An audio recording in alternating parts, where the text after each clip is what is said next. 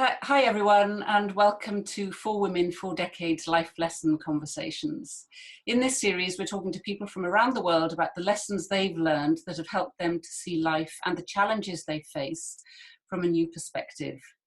And today I am absolutely delighted to be talking to Juliet Fitzpatrick. Juliet and I met 4 or so years ago, I think, around my dining room table when I was living in Chorley Wood. Juliet's 58. She's been married for nearly 30 years, has 2 grown-up children. She has worked variously as a librarian, researcher in sports development, and as a full-time mum. Right now, she's a writer, campaigner, flower grower, and this is the best bit, a topless model. She was diagnosed with breast cancer in January 2016 and had a left mastectomy, chemotherapy, and targeted drug therapy. She decided against breast reconstruction surgery and was left with a double G cup right breast, which she was a very unhappy uni boober, and spent 18 months talking with her surgeon about removing her right breast so that she could be symmetrical. He finally agreed and now is very happy living flat without breasts. She started a campaign for women to be given the options post-mastectomy. As part of this, she did a series of topless photo shoots to increase the visibility of women living flat that culminated with her working with Dove and her flat image being shown globally, included on billboards in Times Square and Piccadilly Circus as part of the #ShowUs campaign. She's also appeared in the national press, on UK TV and radio podcasts, and last month in a primetime US television commercial. Welcome. Welcome, Juliet. I am so happy to be doing this. It's amazing what's happened in 4 years, really, isn't it, since we met? It certainly is. I know. It's really lovely to see you again and talk to you again. Yeah. I know. So I'd asked you a few topics, ideas that you wanted to share about life lessons and things. So it's kind of over to you, really. And I know top of the list is about your surgery and diagnosis with breast cancer and everything that kind of unfolded from there. So I'd love you just to, start off and let's see where the conversation goes. Okay. Well, first of all, it's really lovely that you invited me to chat to you. So let me think. So I was diagnosed 4 years ago, or a bit more than that now, January 2016. Complete shock to me. It was after my second mammogram, the routine ones, and originally it started off by my doctors saying, well, you'll have a lumpectomy and radiotherapy, but it very quickly accelerated to me needing a mastectomy, chemotherapy, and possibly radiotherapy, but I didn't have that in the end. I was completely shocked and traumatized by the thought of losing my breasts because, I mean, my breasts were large, they were really big. I didn't particularly like them, but at the time I thought that it was all very wrapped up with being a woman and my femininity and my identity, because I'm only 5'2" and I was kind of known as the little woman with the big breasts, and even though I didn't like that, that was part of who I was. So it was a massive shock. My doctors, after telling me I needed a mastectomy, they very quickly moved on to saying, well, of course, you'll have reconstruction, and the one that you'll be best for is something called a DIEP flap reconstruction, where they take flesh and tissue and whatever else from your belly, basically. I had quite a lot of excess stuff to put up on my chest, and my doctor even sold it to me as a tummy tuck, which at the time I thought, oh great, I'll go and buy some new jeans, that would be amazing. And it really wasn't until I got home and started thinking about it that I thought, this sounds quite scary, and I don't really think that I want to have it. But at no time did my surgeon ever say, well, you don't have to have reconstruction, you can stay flat if you want to. So, and I didn't know anybody with breast cancer or anyone that had mastectomy or anything like that. So I kind of went along with what the doctors were telling me. But as I got home and started thinking about it more over the next couple of weeks, I came to the conclusion that I actually didn't want to have a reconstruction. I didn't like the idea of the long operation, and I just wanted to get it over with, get all the surgeries done and be done with it. So I went in and had my left mastectomy, which is where the cancer was really scared about it. Woke up thinking, bloody hell, what am I going to look like? It's gone, my breast is gone. I don't actually want to look at this particularly right now. Didn't look for a couple of days. And then I had a look and, it was okay. And it was what it was. My breast had gone and I decided I didn't want to replace it. So I recovered really well. Had my chemo. It was okay. It was pretty brutal. I lost all my hair. I got tired and I didn't get sick, but it was quite wearying and I got quite depressed and down and isolated, a bit like now actually, isolation and all that kind of thing. But as time went on, I just really didn't want to stay as I was with this one breast. I had to wear a bra every day because it was so big and saggy, which meant I had to wear a large prosthesis on the other side to kind of even me up. And I really grew to hate that breast. It just didn't mean anything to me. It didn't do anything. It just held me back, I thought. I just didn't want to go through my life hefting this great big weight around for no reason. I didn't see why I should, basically. So I kept asking my surgeon if he would remove the other breast, and a lot of surgeons don't want to do that. They don't like to remove a healthy body part. And whilst I could understand that to a certain extent, I just kept asking him, and eventually I think he understood where I was coming from. I sat there basically after I'd had an examination and sort of said, why do you think I might like to live like this forever? And he said, oh, okay then. Yeah, I get that. Okay. Got his diary out and scheduled me in for the operation. I didn't want to have another operation, but I made myself go and do it because I knew that the outcome for me would be, I'd have just a better quality of life, being symmetrical. And this time I woke up and I felt so much happier and relieved, actually, rather than traumatized, because I'd taken control and I knew what I wanted, and I stood up for myself, actually, for one of the first times in my life, and just wouldn't stop until I'd got what I wanted. And gosh, I looked so much better. It really did. And I felt so much better in my body, felt so much more freedom. I could run without huge breasts getting in the way. I could do whatever I want. So I asked a friend of mine, a photographer, if she would take some topless photos of me, because I wanted to record what it was like and I hadn't seen very many photos of women without breasts. And so she took the photos. They were incredible, really gorgeous, really amazing photos. And I thought, well, how am I going to use these photos now? And that's when the idea for me to start blogging and writing and just trying to highlight the fact that women should be given all the treatment options so that they can make a choice, an informed choice, what they want to do, and also to try and increase the visibility of flat women, because you don't really see it around very, very much at all. So I joined a Facebook group as well called Flat Friends, which really helped me to make my decisions.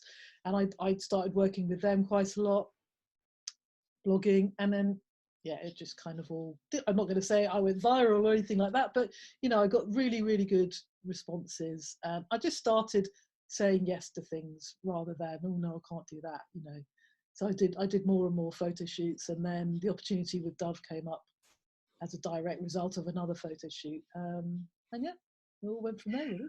Wow, it's amazing. And I've got the chills just hearing your story, because what I love so much about that is how empowered you standing up for yourself. It's your body. Yeah. And yes, you can understand that maybe a surgeon wouldn't want to take away a good body, something that's healthy, but actually they're making judgments about what they think women might want. Yeah, I think they think that all women, most surgeons this doesn't apply to all surgeons. I have to say No, that I'm some sure. surgeons definitely will respect what you ask for straight away. They understand that. But I think a lot of surgeons just think that women want to be put back together as they used to be. You know, so you have cancer, you have your breast removed, let's make her what she was, you know. But for me, the idea of having a breast-shaped mound was what essentially it is. It's not a breast because it's going to be numb. There's no nipple. There's, you know, it's not a breast. It was just a lump of fat from another part of my body. That just was, yeah.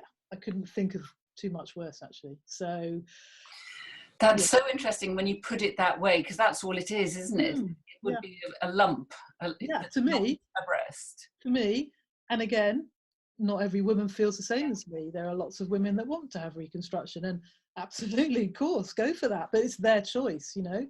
And they were given. Hopefully, they'll have been given all of the options to that you can do after mastectomy, where I definitely wasn't, you know. And I was in shock. You know, you've been told you have a need a mastectomy, and then they're bombarding you with all this other information of how you can look afterwards. And I just I couldn't take that on at that time. So yeah, and very empowering. Yeah. Yeah, and what's so interesting as well is that, and I'm sure you must get, well, I can only imagine you get this, is people saying how courageous you are to be living flat. And it's so interesting, isn't it? Because when we are so committed to something, when we know something is so right, it doesn't feel like courage somehow. It's just like normal. It's the normal thing to do. Yeah. And so I'm curious as to, you know, the response you give when people say, oh, you're courageous, or just the kind of helping women make those decisions for themselves. Yeah, I mean, I definitely don't think I'm courageous in that way. I mean, for me, I do courageous things, which are taking my clothes off. I don't find it courageous anymore because I do it quite often. But going on television, you know, doing live TV, that is courageous, and that's quite scary, but it's also quite good fun. But no, for me, pursuing what I wanted wasn't courageous. It's like you say, it was something that I really believed in, and so I felt that I just had to do it. You know, it became a crusade, but it just became all that I could think about, and it definitely wasn't courageous. And in the same way that having chemo or going through cancer or having surgeries, for me and for many other, you know, people who've had cancer or other illnesses, it doesn't feel courageous because it's just what you have to do. You know, if you don't go and have that operation, if you don't have the chemotherapy, then the other alternative is not really something that's very nice to think about, you know. So no, I never thought that I was courageous. I never thought I was brave. It was just what I needed to do for me to kind of make myself feel better and to start hopefully living my life again. Yeah. Yeah, exactly. And to be able to run, as you said. I've had a personal training session this morning, like a virtual one. Yeah. And I just love it. Every time I do some exercise or sport, you know, I can just do whatever I want, and there's nothing there. There's nothing to bounce. I don't have to wear a big restrictive bra, you know. So physically, it's really freeing. I haven't worn a bra for over 2 years, and that's like fantastic. That's a real, you know, turning the negative into a positive. It's a real plus, definitely. Yeah. And so what, I mean, do you have stories from other women that have read what you've done in your campaigning and for, it's kind of empowering them to stand up to either a surgeon or giving them the confidence? Because I'm sure as well, you know, even their family might be, oh no, you can't do that, you can't do that. Mm-hmm. Yeah, definitely. I mean, my mum was like, "Oh, don't be stupid. You can't do that. That's ridiculous." She said, "Oh, well, you might change your mind, you know, or well, give yourself some time." And my uncle was the same. He was like, "No, why are you doing that? That doesn't make sense." Everybody else was completely on board with me. Yeah. But yeah, I've had some incredible comments and, you know, people writing to me and comments on Facebook and Instagram and wherever else, or if people have seen me on TV or on billboards, of women that are saying, you know, thank you for being out there, and yes, you have given me the courage to do that. You know, I don't want to live like that either, and it's made me feel much more, it's given me some arguments to talk to the surgeon about and to know how to approach it, and just to have that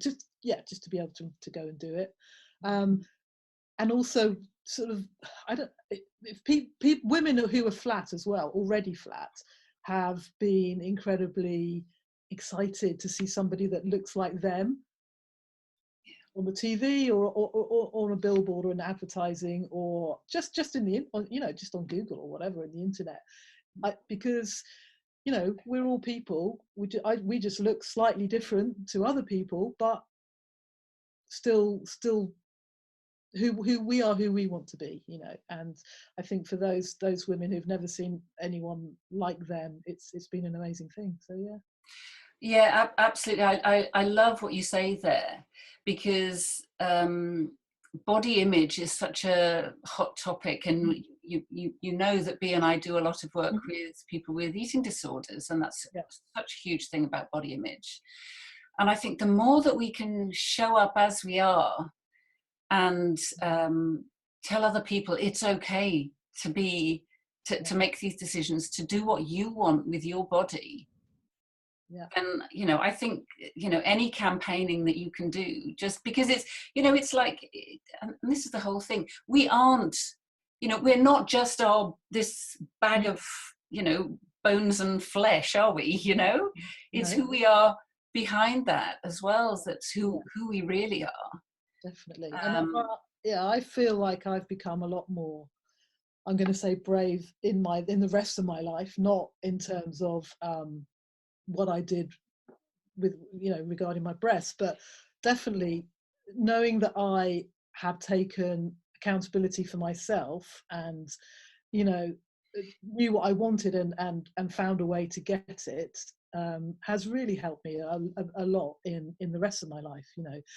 I'm definitely not perfect. I still, I get shy, get nervous, get anxious a lot, but I kind of had, when I feel like that, I try and remember what it was like when the surgeon said, yes, okay, I'm going to not let you, but I'm going to give you what you want, and that kind of has helped me move forward, definitely, and become more brave in the rest of my life, and confident, and able to say yes to things I certainly would never ever have done, ever, before I had cancer. So and saying no to other stuff as well, I'm sure, equally, is just making those decisions that are right for you. And that's been more difficult, actually, because especially around the living flat, I said yes to absolutely everything, because I just wanted to talk about it all the time. I wanted to get it out there as much as I could, but now I definitely take a step back from it, because, like you just said, that's not all of who I am. I know now that I'm a lot more than that, and I've got a lot of other things to do in my life, and to maybe write about, or broadcast about, or talk about. So saying no is actually more difficult for me than saying yes, which is kind of a bit strange. Yeah, no, I get that. So what do you see now? I mean, what other areas that you feel that, okay, well, I've done that, so where can I go with this now? And is it a new direction in work, in Well, if I knew the answer to that, I'd be very happy. I'm still going to do campaigning and advocacy, and hopefully some more media work around being flat and breast cancer and everything else, because it's just such an important subject to me, because until the surgeons especially start really considering what their patients want, and listening to them, then I am going to carry on doing what I'm doing, along with other people, other campaigners, other organisations and charities who work on it, because there are actually now quite a lot of charities and other advocates who are doing this kind of thing. They don't all take their tops off, but they are working behind the scenes, talking to hospitals and nurses and doctors and surgeons, but they're doing really good work as well. So we all need to keep doing that to try and make sure that other women don't have to push as hard. Advocacy work is so important, isn't it? Yeah, definitely. And there's definitely more than one way of doing it. You know, I just happen to take my top off, but they you know, they work with all that, with under the, you know, more quietly, I suppose. You know, doing the really important legwork with the hospitals and the surgeons. I really want to do more writing. I'd love to write a memoir or something. That's gone through lots of different iterations, I suppose, ideas, plans. It changes all the time. I'm still not quite sure what it's going to be, but I really want to write something about breast cancer and all the amazing things that happened. Also about 2016, because that was when I was diagnosed. That was when my husband Liam also had his heart operation at the same time. This is what I wanted to move on to right now. And then your daughter having to look after, be the parent. Yeah, she was the parent. But 2016 was like not only a huge year for us, but it was a huge year for the world, because Trump got elected, Brexit happened, Leicester City won the football league. There are loads of things that happened in 2016. So that it started off like that. I'm not sure where it's going to go, but I definitely want to write something. Yeah. Wonderful. Tell me about what that was like for you to have, I mean, gosh, your husband having a major heart surgery at the same time. Yeah. So a couple of years before that, maybe about 3 years before that, my son, he was a medical student at the time. He was trying out his stethoscope technique, and he tried it out on his dad. He tried it on me first, and I was fine. And then he did it on his dad, and he went, okay, I can hear something, Dad, and I don't really like the sound of it very much. So he heard that there was some kind of a murmur or something that wasn't right. So Liam, being a man, sort of put it off, didn't go to the GP till a few months later. And he eventually went, and he found out that he had a congenital heart problem, which he'd always had, but as he got older, his heart had started to stop working. And so he was being monitored. It was okay. It was kind of on the border between needing to have an operation there and then, or waiting. So they waited. And really, about a week after I was diagnosed, he had an appointment with his cardiac surgeon, who said, well, your latest scan shows us that we have to go and do this operation now, basically. So we're like, oh, okay, that's not really good timing, because, you know, my wife's just been diagnosed with breast cancer. So as it turned out, he couldn't get the operation for a couple of months, by which time I'd had my mastectomy, and I was just about to start chemo. So it was in between my mastectomy and chemotherapy. He went and had his operation. He had a new aortic valve, and a bit of the aorta removed and replaced, and some other stuff. Big surgery. Yeah, we didn't really know what to do with ourselves. It was quite shocking, actually, and a real struggle. And he got discharged on the same day that I had my first chemotherapy treatment, and that was on a Thursday. And so, luckily for us, Dan, who's now a doctor, he'd almost qualified. He'd just come back from Australia from an elective. Anyway, he was around, and he came and stayed with us for the weekend. He went to collect his dad from London, came home, and then came up to Mount Vernon to collect me. And we were both really not very good that weekend. Liam was really much worse than me, actually. He was quite pretty poorly. He couldn't really do much for himself at all. So yeah, it was really difficult. And so we had the next couple of months, both of us sort of trying to recover and get better together, which was actually quite nice. We could encourage each other and sort of have some quiet time together, you know, where both of us weren't running from one thing to the next thing. So in some ways, it was a bit of a blessing, actually, that we both were ill at the same time, and we could help each other to get better and encourage each other. But there were some really, really hard times as well. Our families were great. You know, one of my sisters cooked us loads of meals, which we put in the freezer.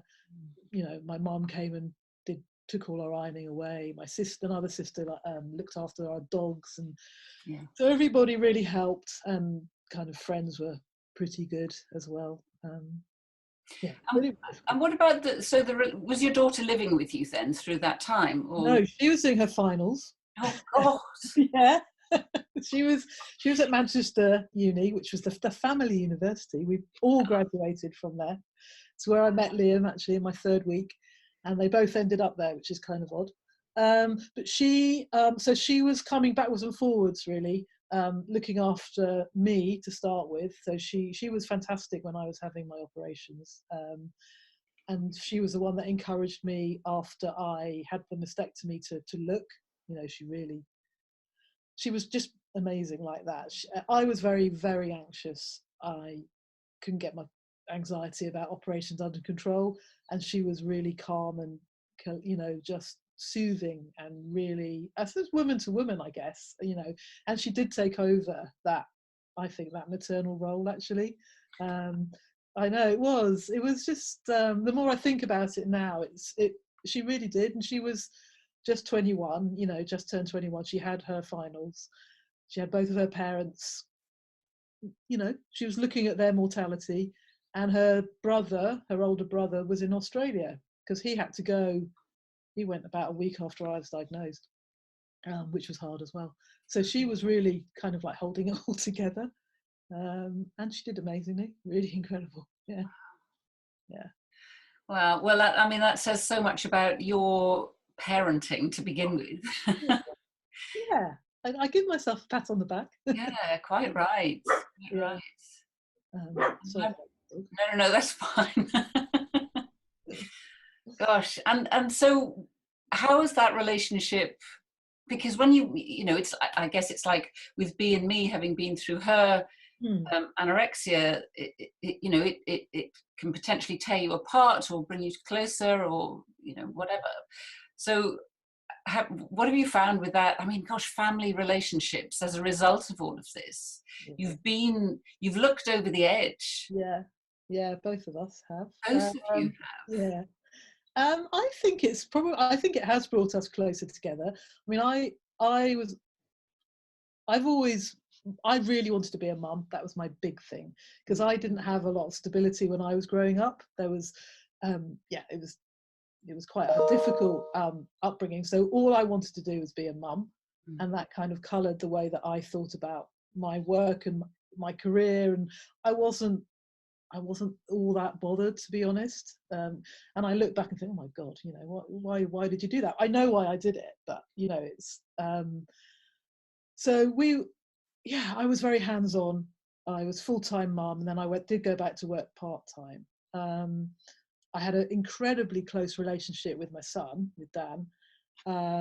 He was the eldest. I just you said that.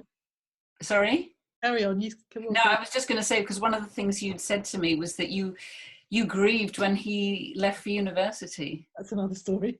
I mean, I can talk about that now if you want, but I mean, I think my relationship with Dan has been really, really close. We both love sport. We both had that in common. I used to spend a lot of time watching him play rugby. But Laura, she's a totally different person. She's got a totally different character. I think in a way she's much more independent and always has been. But this really did bring us really, really close, and we still have that amazing bond now. You know, we're very close. I'm missing her like mad at the moment. She's in Yorkshire, and I haven't seen her for ages. But I think, you know, so many people are feeling that. But yeah, it really bonded us a lot, and I really value that now and treasure that. And it's definitely helped me to see who she is as a person, as rather than my daughter. You know, she's an amazing woman to woman. Yeah, really independent, amazing woman as well. Yeah, but maybe we'll talk about the empty nest thing another time, because I think that's yeah, I could talk about that one as well. Yeah, definitely. Yeah. Oh gosh, that just feels such a beautiful conversation to have had. Good. Yeah, no, it's really good. I could probably talk for hours about it. Yeah, I'm sure It's we'll such get. a profound experience, really. You know. Yeah.